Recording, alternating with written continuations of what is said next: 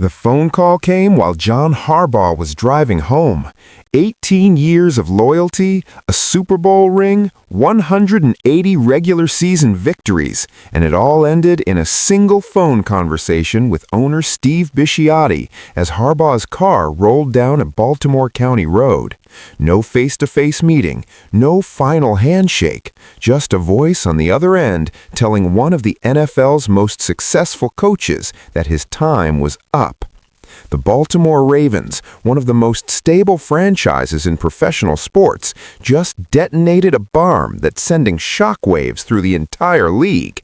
Before we dive into the absolute chaos that's unfolding in Baltimore right now, make sure you hit that subscribe button and turn on notifications because this story has layers you won't believe, and we're about to expose every single one of them. Trust me, you don't want to miss what happens next. Nobody saw this coming, not the coaches who left the Ravens facility that Tuesday afternoon thinking everything was business as usual, not the players who found out their head coach was fired through text messages and social media notifications, not even John Harbaugh himself, who according to multiple sources felt he was in good standing with the organization despite the team's 8-9 record and crushing playoff miss. Let's rewind to understand how we got here, because this isn't just about missing the playoffs. This is about power struggles, fractured relationships, locker room tension, and a franchise quarterback who may have just won the biggest battle of his career without firing a single public shot. The 2025 season started with Super Bowl expectations. The Ravens were picked by odds makers as one of the favorites to win it all. They brought back virtually their entire offense from 2024, when Lamar Jackson won his second MVP, and the team finished with the #1 ranked offense in franchise history. They had Derrick Henry, the future Hall of Fame running back, who rushed for over 1,500 yards. They had young, explosive weapons. The defense had playmakers. On paper, this team looked unstoppable. But paper doesn't play football, and from week 1, cracks started appearing that would eventually split this franchise wide open. The season opener against Buffalo was a microcosm of everything that would plague Baltimore all year long. The Ravens built a 40-25 lead late in the fourth quarter. Victory seemed certain. Then Josh Allen and the Bills scored 16 unanswered points in the final 4 minutes. Derrick Henry, usually sure-handed, fumbled. The defense collapsed. Baltimore lost 41-40 in one of the most shocking fourth-quarter meltdowns in recent memory. It was the first time in NFL history a team lost after scoring 40 or more points and rushing for over 235 yards. That wasn't just a loss. That was a warning sign that this team had serious execution problems in critical moments. Then came the nightmare start. The Ravens fell to 1-5, matching the worst start in franchise history. They got demolished by Detroit. Patrick Mahomes and the Chiefs handed them another L. When Lamar Jackson went down with a hamstring injury in Week 4, backup quarterback Cooper Rush stepped in and the wheels completely fell off. The Houston Texans came into M&T Bank Stadium and humiliated Baltimore 44-10. The Texans scored 5 touchdowns. Nick Chubb ran wild. The defense looked lost, confused, and completely overwhelmed. But here's where it gets really interesting. It wasn't just the losses, it was what was happening inside that locker room. By the time Baltimore was 1-5, internal tension was boiling over. Lamar Jackson personally had the equipment staff remove all the toys from the locker room. The basketball hoop, ping pong tables, cornhole boards, video game consoles, everything that players used to relax and bond, gone. Jackson said they were distractions and the team needed to focus. That's not a quarterback making a suggestion. That's a quarterback taking control and sending a message about the team's lack of seriousness. Players were bickering amongst themselves about targets, about play calling, about the run-pass balance. Star receiver DeAndre Hopkins barely got involved in the offense. Running back Derrick Henry, despite finishing with over 1,500 rushing yards, had games where his usage was inexplicably low. Multiple team sources reported players were frustrated with offensive coordinator Todd Monken's approach, viewing him as increasingly standoffish and unwilling to collaborate. The home losses were particularly embarrassing. The Ravens were booed at M&T Bank Stadium multiple times. After a 44-10 drubbing by Houston, fans booed Harbaugh as he came off the field. During a 17-3 loss to the Rams, where Baltimore scored just 3 points, you could faintly hear chants of "Fire Harbaugh" echoing through the stands. The Patriots, led by rookie quarterback Drake May, came to Baltimore and left with MVP chants from their traveling fans filling the stadium. The Ravens finished 3-6 at home, the worst home record in the franchise's 30-year history. Think about that for a moment. This is a team that had just undergone a $450 million stadium renovation. Fans paid premium prices expecting to watch a Super Bowl contender, and instead they got embarrassment after embarrassment on their home field. But the Ravens rallied. They won 5 straight games through October and November, climbing back to 6-11. For a moment, it looked like Harbaugh had done it again, getting his team to believe and fight back from the abyss. They dominated the Packers in Week 17, scoring 41 points even without Jackson. The division title came down to the final game of the regular season. Winner take all, Ravens at Steelers, Sunday Night Football. The stage was set for Harbaugh to remind everyone why he's one of the greatest coaches in NFL history. The game was electric. 4 lead changes in the final 9 minutes. Lamar Jackson put together a fourth-quarter performance for the ages. With seconds remaining and Baltimore down 26-24, rookie kicker Tyler Loop lined up for a 44-yard field goal. Make it, and the Ravens win the AFC North for the 3rd straight year and punch their ticket to the playoffs. The snap was good, the hold was good, Loop's kick sailed through the air and missed. Game over. Season over. And 2 days later, John Harbaugh's career in Baltimore was over. But here's what you need to understand. That missed field goal didn't cost John Harbaugh his job. The decision to fire him was already taking shape long before Tyler Loop's kick went wide. Multiple sources have revealed that owner Steve Bisciotti spent the final weeks of the season consulting with players, coaches, and front office personnel. He wanted to know the truth about what was happening inside that building, and what he heard made him lose faith in Harbaugh's ability to lead the team forward. NFL Network's Ian Rappaport broke the story that Harbaugh had lost the locker room. According to multiple sources, players had grown to doubt whether they wanted to play for him anymore. The opinions of players were valued by management and listened to at all levels. And this wasn't just 1 or 2 malcontents. The discord spread throughout the roster. The epicenter of the tension? The relationship between John Harbaugh and Lamar Jackson. Lamar Jackson is a 2-time MVP, the face of the franchise, and under contract through 2028 with a massive salary cap hit. He's supposed to be the guy who leads Baltimore to multiple Super Bowls. But throughout the 2025 season, insiders reported growing friction between Jackson and Harbaugh. One source told ESPN that Harbaugh and Jackson were not on the same page, and that discord radiated outward, creating an awkward, uncomfortable dynamic throughout the organization. The tension centered around offensive coordinator Todd Monken. Multiple sources, including reporting from The Athletic, revealed that the relationship between Jackson and Monken had grown strained. Monken's hard-driving coaching style didn't mesh well with Jackson's personality. There was weekly confusion about whether Jackson would or wouldn't practice due to his various injuries, hamstring, back, knee, ankle, toe issues that forced him to miss 4 games and significant practice time.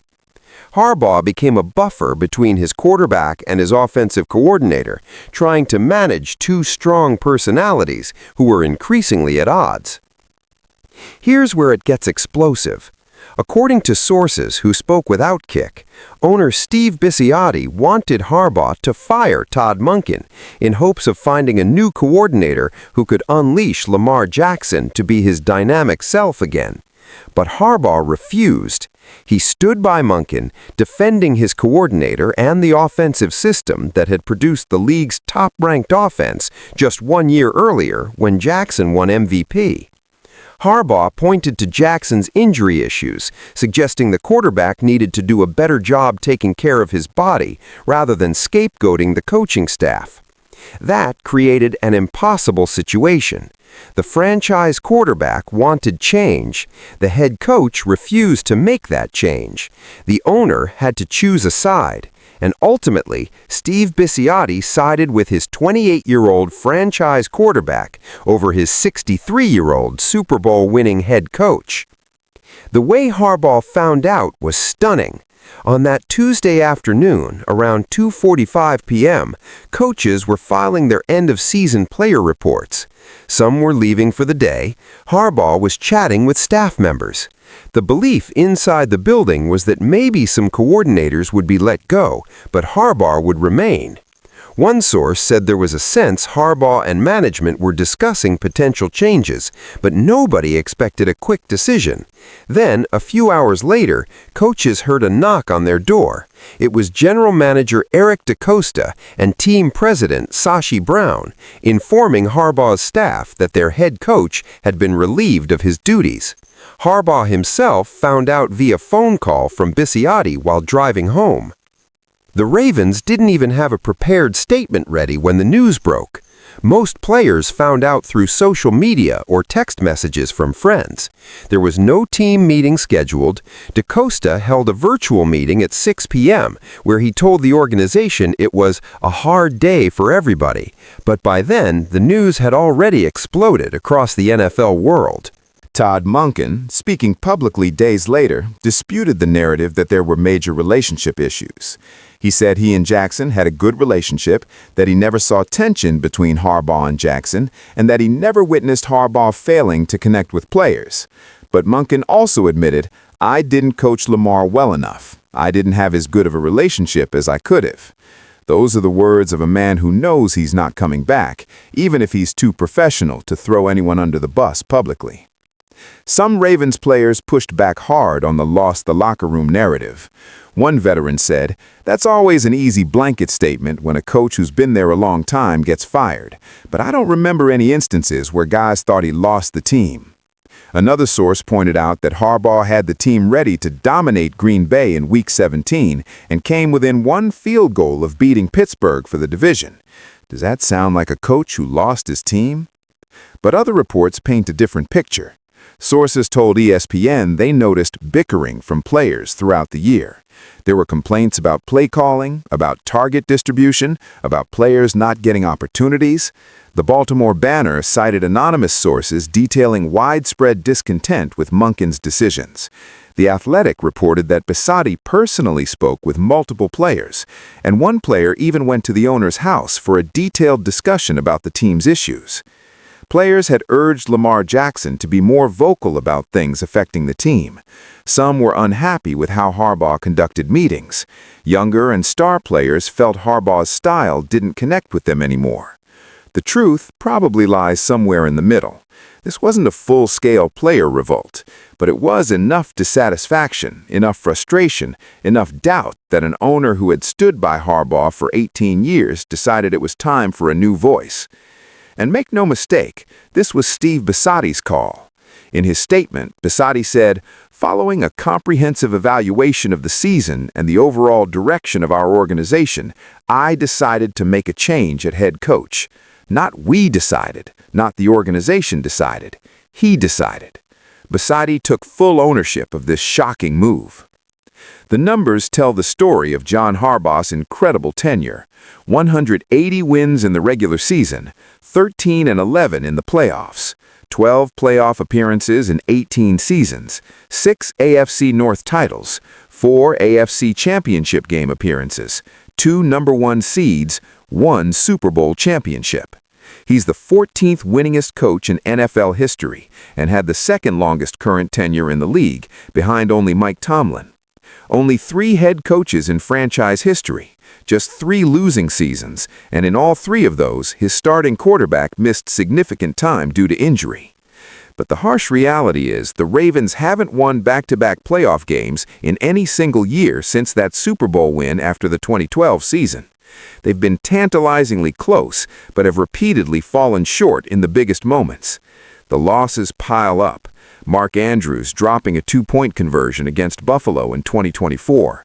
Lamar Jackson fumbling against Kansas City. Zay Flowers fumbling near the goal line in the AFC Championship game. Tyler Loop missing a 44-yard field goal.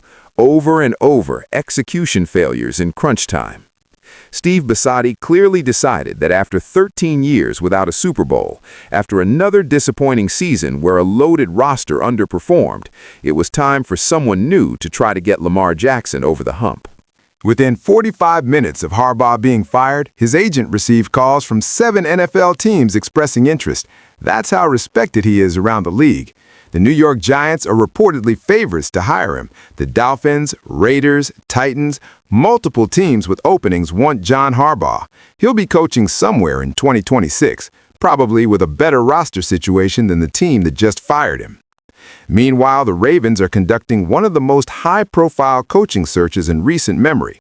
They're interviewing Kevin Stefanski, Clint Kubiak, Davis Webb, Jim Schwartz from the Browns, and multiple other candidates. Every elite offensive and defensive mind in football will want this job. You get to coach Lamar Jackson, you inherit a roster with talent, and you walk into an organization known for stability and support. But that new coach also inherits massive pressure. The Ravens haven't just fired a head coach, they fired the winningest coach in franchise history, a man who brought them a Super Bowl, a man beloved by large segments of the fan base.